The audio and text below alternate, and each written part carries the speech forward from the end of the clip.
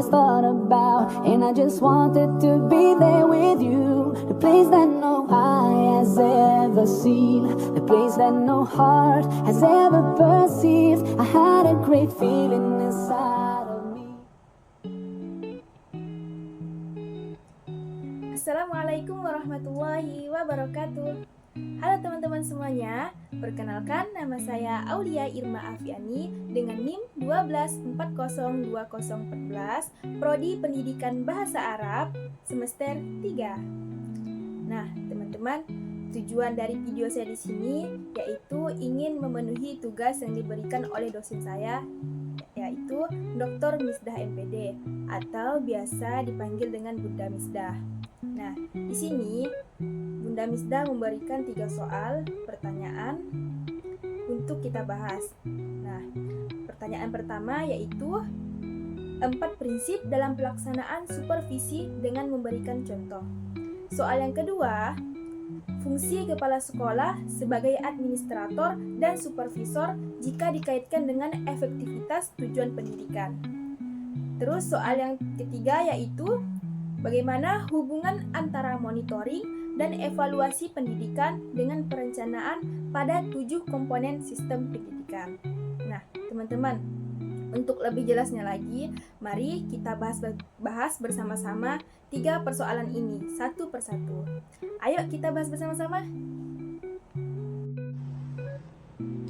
Nah, baik teman-teman semuanya. Di sini kita akan memasuki pembahasan yang pertama, yang dimana pertanyaannya itu adalah jelaskan oleh saudara 4 prinsip dalam pelaksanaan supervisi dengan memberikan contoh. Nah, sebelum kita memasuki pembahasan tentang 4 prinsip itu, alangkah baiknya kita juga harus mengetahui 4 prinsip dalam pelaksanaan supervisi pendidikan itu kayak gimana sih? Nah, di sini akan saya jelaskan. Nah, 4 prinsip dalam pelaksanaan supervisi pendidikan itu sebenarnya seperti proses bimbingan atau pengawasan yang dilakukan oleh kepala sekolah atau supervisor lainnya untuk membantu guru-guru dan staf sekolah agar proses belajar mengajar di sekolah itu bisa lebih baik dan efektif. Nah, bayangkan supervisi kayak pelatih olahraga yang membantu atletnya latihan lebih keras dan lebih cerdas. Itu bukan cuma nyuruh-nyuruh aja. Dan di sini ada 4 prinsip utama yang harus dipegang teguh dalam melaksanakan supervisi ini, supaya hasilnya itu maksimal dan semua pihak merasa terlibat. Prinsip-prinsip ini bukan supervisi, nggak cuma formalitas, tapi benar-benar bermanfaat buat perkembangan pendidikan. Nah, mari kita bahas satu persatu dengan penjelasan yang lebih detail, plus juga contoh-contohnya yang nyata, biar kamu sebagai mahasiswa itu bisa bayangin gimana sih aplikasinya di dunia nyata. Nah, sekarang kita masuk ke pembahasan tentang prinsip. Nah, di sini ada 4 prinsip yang dijelaskan. Yang pertama itu ada prinsip kooperatif. Nah, prinsip kooperatif ini adalah prinsip yang menekankan bahwa supervisi harus dilakukan dengan cara kerjasama antara supervisor atau juga disebut dengan kepala sekolah dan yang disupervisi atau juga disebut dengan guru. Artinya, nggak ada yang dominan, semua pihak itu harus saling mendukung dan berkontribusi. Nah, ini sangat penting karena kalau cuma satu arah, nah bisa bikin orang yang disupervisi itu merasa tertekan atau nggak termotivasi. Dalam konteks pendidikan, kerjasama ini bikin program supervisi lebih sesuai dengan kebutuhan sehari-hari di sekolah. Contoh sederhana nih, sebelum kepala sekolah memutuskan untuk mengadakan pelatihan, contohnya yaitu tentang teknologi digital. Nah, dia dulu ngobrol bareng guru-guru untuk tanya apa yang mereka butuhin. Mungkin nanti ada guru yang bilang, kami ini kesulitan pakai aplikasi online karena kurang latihan. Nah, jadi pelatihan itu harus disesuaikan. Ini kayak kamu yang lagi kerja kelompok contohnya di kampus.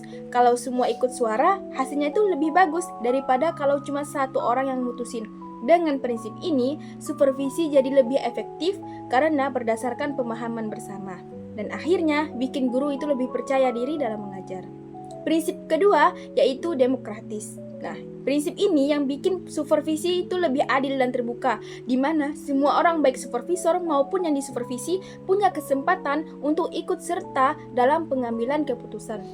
Nggak ada yang namanya otoritarianisme. pendapat guru itu dihargai sama seperti pendapat kepala sekolah. Nah, mengapa penting?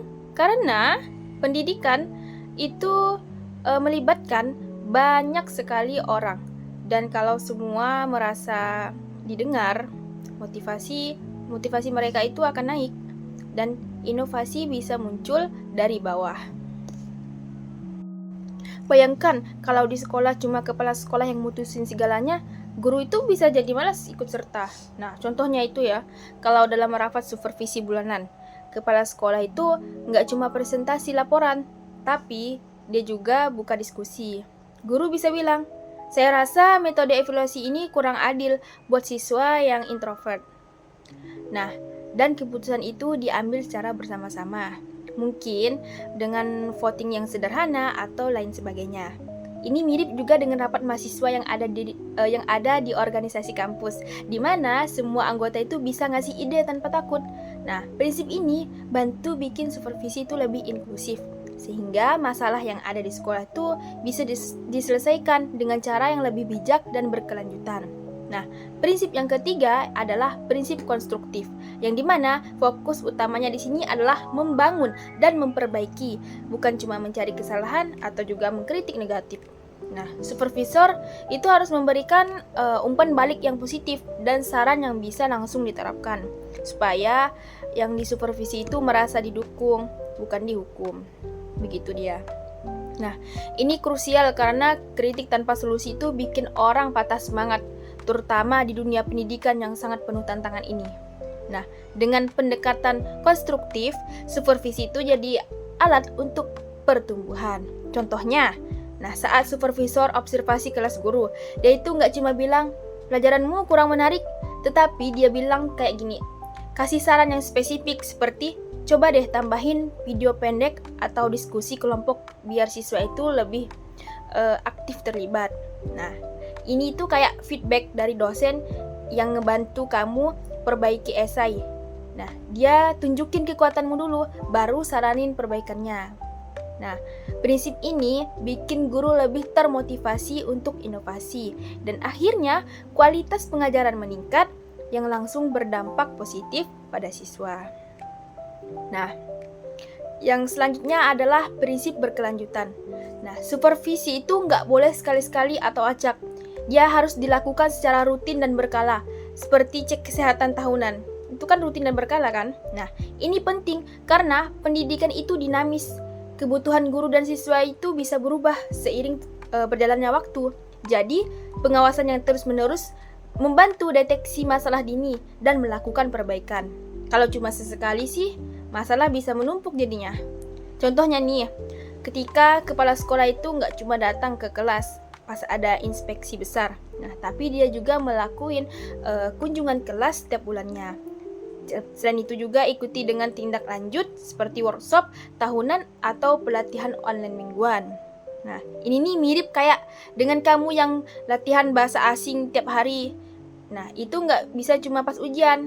Makanya dengan prinsip ini, supervisi itu menjadi bagian dari budaya sekolah.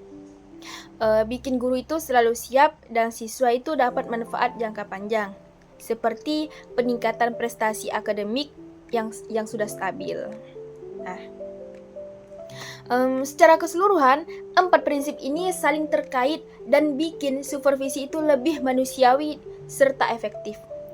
Kalau diterapkan dengan baik, supervisi ini nggak cuma bikin guru itu lebih baik, tapi juga bantu sekolah mencapai tujuan pendidikan yang lebih luas, seperti siswa yang lebih kreatif dan kompeten.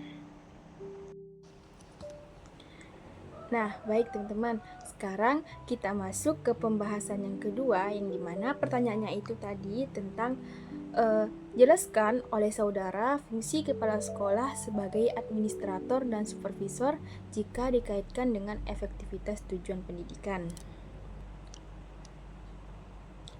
Nah, yang pertama, kepala sekolah itu sebagai administrator.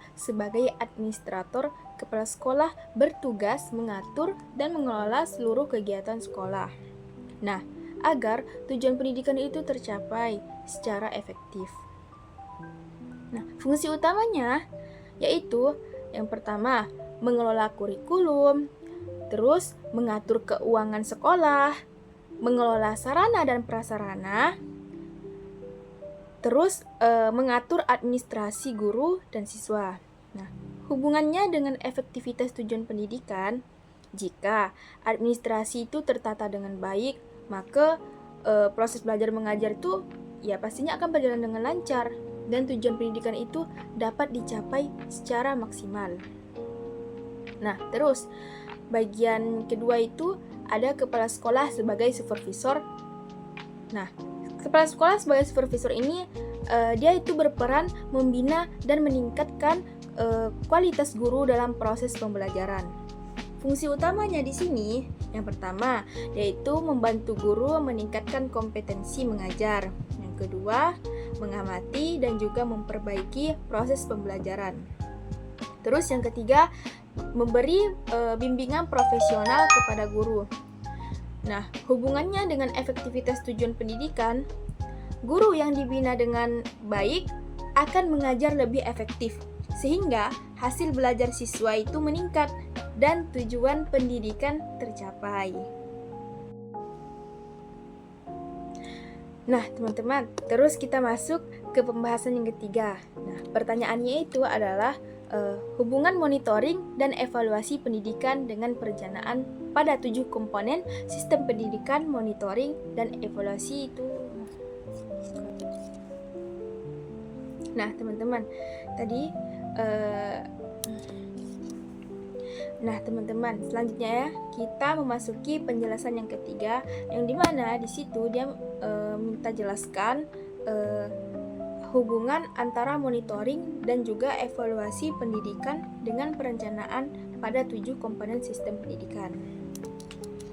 Nah, hubungan monitoring dan evaluasi pendidikan dengan perencanaan pada 7 komponen sistem pendidikan. Monitoring dan evaluasi ini berfungsi untuk mengetahui apakah perencanaan pendidikan itu sudah berjalan sesuai dengan rencana dan bisa mencapai tujuan, begitu. Nah, berikut ada hubungannya.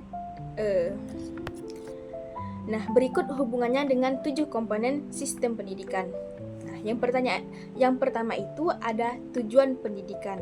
Nah, tujuan pendidikan, monitoring dan evaluasi, dia melihat apakah tujuan yang direncanakan itu sudah tercapai atau belum.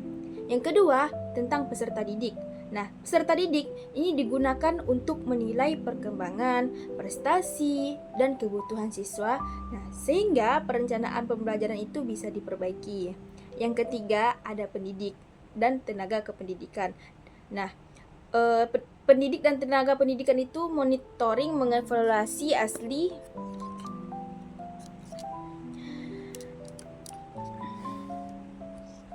Nah, terus yang ketiga ada pendidik dan tenaga pendidikan.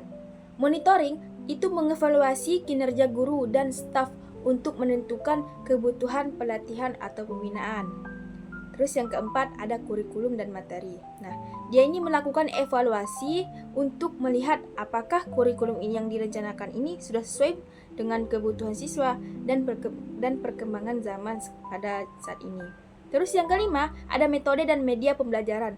Nah, monitoring itu melihat apakah metode dan media yang digunakan itu efektif, lalu hasilnya itu digunakan untuk perencanaan selanjutnya.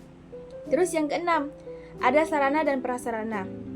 Nah, di sini evaluasi membantu mengetahui apakah fasilitas sekolah itu sudah memadai atau perlu ditambah dalam perencanaan berikutnya.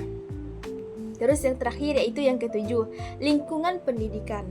Nah, monitoring itu menilai kondisi lingkungan sekolah, yaitu dari amannya, nyamannya, dan kondusifnya, agar perencanaan ke depan itu bisa lebih baik lagi. Nah, kesimpulannya, singkat saja, monitoring dan evaluasi itu sangatlah penting karena hasilnya itu digunakan sebagai dasar perencanaan pendidikan selanjutnya. Sehingga sistem pendidikan itu berjalan dengan efektif dan tujuan pendidikan itu bisa tercapai dengan baik.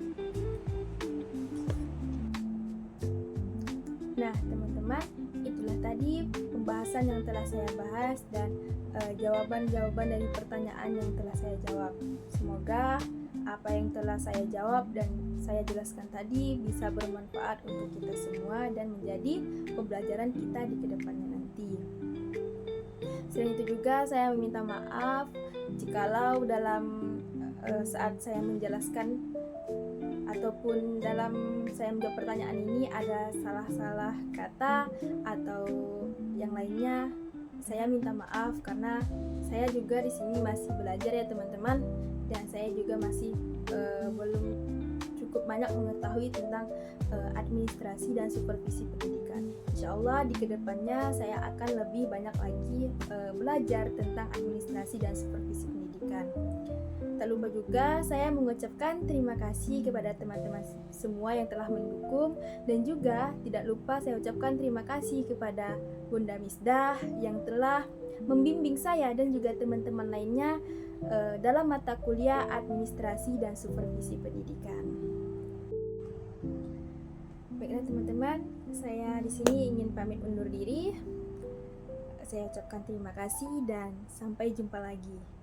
Assalamualaikum warahmatullahi wabarakatuh. Dan jika bicara tentang masa depan,